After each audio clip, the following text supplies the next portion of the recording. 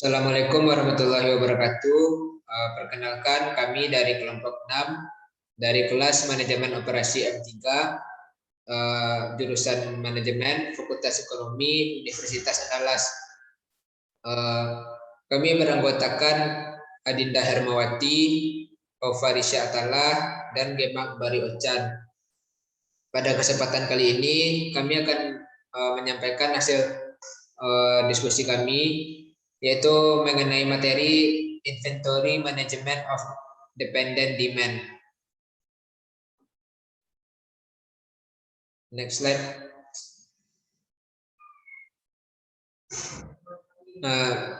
Berikut adalah peta konsep yang kami buat mengenai Inventory Management of Dependent Demand. Next, pada materi poin pertama itu akan disampaikan oleh teman kami Adinda Hermawati. Kepada Adinda disilakan. Baik, terima kasih atas waktunya moderator. Pada kesempatan kali ini saya akan menjelaskan mengenai poin pertama, yaitu permintaan dependent atau dependent demand, yang yaitu merupakan suatu kondisi di mana suatu barang tersebut mempengaruhi permintaan dari barang lain. Berhubungan dengan hal ini, terdapat suatu teknik yaitu bernama Material Requirement Planning atau MRP, yaitu merupakan sebuah teknik permintaan dependen yang menggunakan Bill of Material atau biaya bahan baku, persediaan, penerimaan yang diharapkan, dan juga jadwal produksi induk untuk menentukan kebutuhan dari material. Adapun benefit atau manfaat dari menggunakan teknik MRP ini yaitu dapat memberikan respon yang lebih baik terhadap pesanan pelanggan karena sudah melakukan penjadwalan. Yang selanjutnya yaitu respon juga bisa lebih cepat terhadap perubahan pasar, peningkatan pemanfaatan fasilitas dan tenaga kerja, dan pengurangan tingkat persediaan. Next, Alfa. Poin selanjutnya.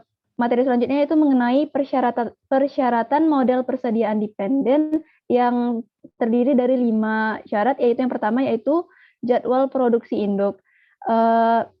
Jadwal ini harus sesuai dengan rencana agregat, yang mana rencana agregat tersebut menetapkan tingkat keseluruhan output dalam istilah yang luas. Rencana ini biasanya dikembangkan oleh tim perencana penjualan dan operasi, mencakup berbagai masukan termasuk data keuangan, permintaan pelanggan, kemampuan teknik, ketersediaan tenaga kerja, fluktuasi persediaan, kinerja pemasok, dan juga pertimbangan lainnya. Syarat selanjutnya yaitu daftar bahan atau Bill of Material, di mana Bill of Material ini berisi daftar jumlah komponen dan juga bahan-bahan yang dibutuhkan untuk memproduksi suatu produk. Selanjutnya yaitu ketersediaan persediaan atau stok dari persediaan, yang mana hal yang paling utama atau yang paling penting dalam sistem MRP ini agar dapat berjalan dengan baik yaitu manajemen persediaan. Selanjutnya yaitu pembelian pesanan yang beredar. Di sini ketika terjadi suatu pesanan dari pelanggan, akan dilakukan pencatatan, baik itu pencatatan mengenai pesanannya dan juga tanggal pengiriman yang harus dijadwalkan. Selanjutnya yaitu lead time atau total waktu, yang mana berisi daftar rentang waktu mulai dari suatu produk tersebut dipesan oleh pelanggan hingga produk tersebut sampai ke tangan pelanggan. Next, Alfa. Selanjutnya yaitu struktur MRP, yang mana menggabungkan jadwal produksi induk dan juga jadwal fase waktu. Struktur MRP ini menunjukkan kapan suatu barang tersebut harus dipesan ketika persediaan tersebut sudah tidak ada lagi di tangan kita, maksudnya di perusahaan. Berkaitan dengan hal ini, ada pula persediaan keselamatan atau safety lock, yang mana tugas berkelanjutan dari seorang manajer operasi itu yaitu menghilangkan variabilitas yang merupakan salah satu kasus dalam sistem MRP seperti pada sistem operasi lainnya. Sekian dari saya, dikembalikan kepada moderator. Baik, terima kasih kepada Adinda yang telah menyampaikan poin pertama dari materi kita pada hari ini. pada poin kedua yaitu manajemen MRP akan disampaikan oleh saya sendiri.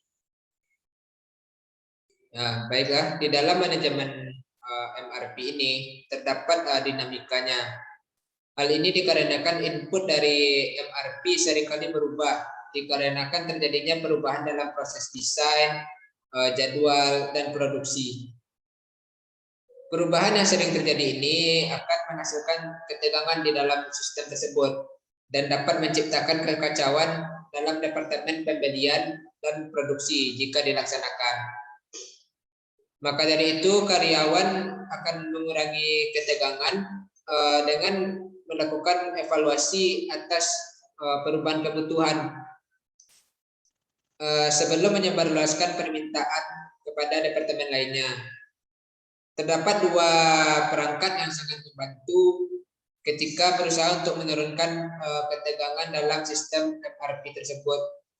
Yang pertama itu ada batasan-batasan waktu atau time fences. Batasan waktu memungkinkan adanya segmen dalam jadwal induk yang tidak akan dijadwalkan ulang.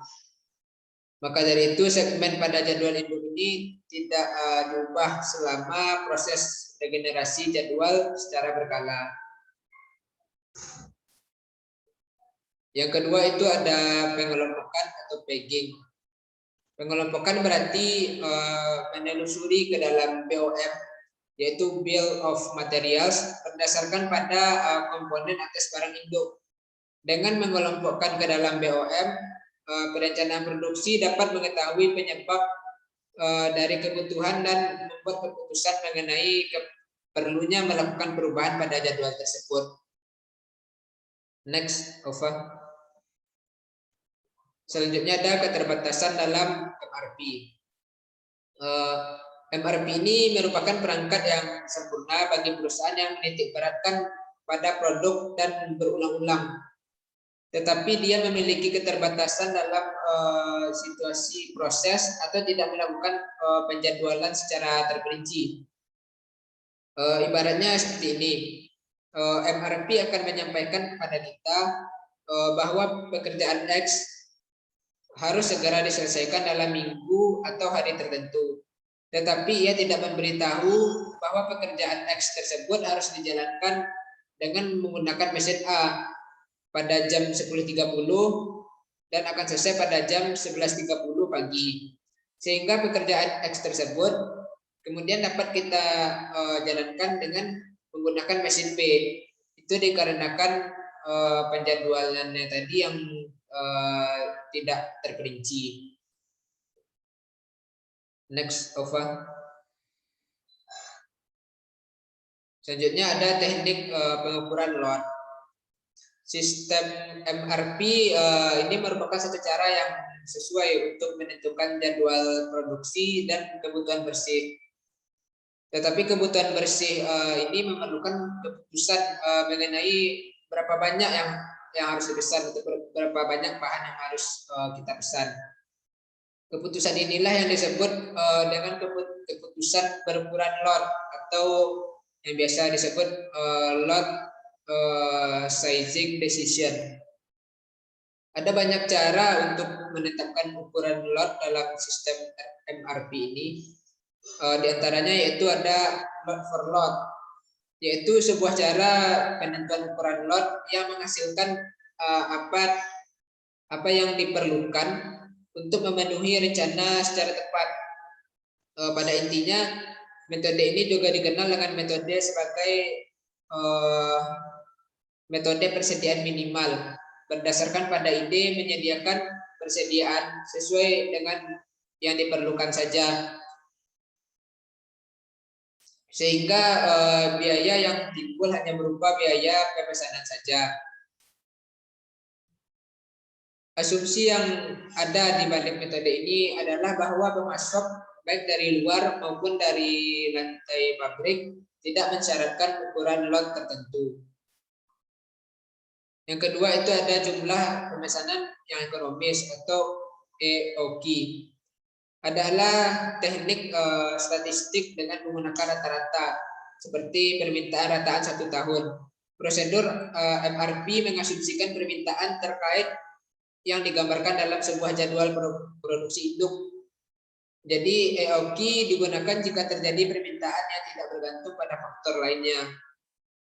Penentuan ukuran lot ini berdasarkan biaya perpesanan dengan rumus yang saya tampilkan pada slide berikut. Dan yang terakhir itu ada kuantitas pemesanan secara berkala atau POQ, yaitu merupakan teknik ukuran lot yang melakukan pesanan atas kuantitas yang dibutuhkan selama periode yang telah ditetapkan sebelumnya antara pemesanan. Misalnya setiap 3 minggu gitu. Baiklah, sekian dari saya.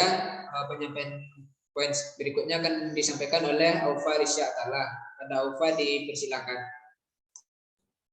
Terima kasih pada moderator yang memberikan saya waktu untuk menjelaskan materi selanjutnya. Materi selanjutnya yaitu tentang perluasan dari MRP. Perluasan dari MRP ini terbagi menjadi 3 jenis, yaitu yang pertama perencanaan kebutuhan material 2 atau MRP 2, yang kedua yaitu siklus tertutup MRP, dan yang ketiga yaitu perencanaan kapasitas. Yang pertama itu perencanaan kebutuhan material 2 atau MRP 2 merupakan teknik yang sangat kuat. Setelah perusahaan memiliki MRP, data persyaratan dapat diperkaya oleh sumber daya lainnya. Dan ketika MRP digunakan dengan perencanaan ini, maka sumber biasanya diganti dengan persyaratan dan MRP menjadi MRP 2. Sistem MRP ini merupakan program yang berdiri sendiri. Sebagian besar terikat dengan perangkat lunak komputer lain, mulai dari pembelian, penjadwalan produksi, perencanaan kapasitas, inventaris, dan sistem manajemen gudang, yang semuanya merupakan contoh dari integrasi data. Yang kedua itu siklus tertutup MRP. Perencanaan kebutuhan material siklus tertutup menyampaikan sistem MRP yang memberikan umpan balik ke penjadwalan dari sistem pengendalian persediaan. Secara khusus, siklus tertutup MRP ini memberikan informasi ke perencanaan kapasitas, jadwal produksi induk, dan pada akhirnya ke rencana produksi. Dan hampir semua sistem MRP komersial adalah siklus tertutup. Yang ketiga yaitu perencanaan kapasitas. Perencanaan kapasitas merupakan keputusan strategi jangka panjang untuk membangun sumber daya suatu perusahaan secara keseluruhan. Dan agar selaras dengan maksud dari MRP ini, maka yaitu MRP yang siklus tertutup, maka umpan balik mengenai beban kerja diperoleh dari masing-masing pusat tugas. Taktik untuk melancarkan beban dan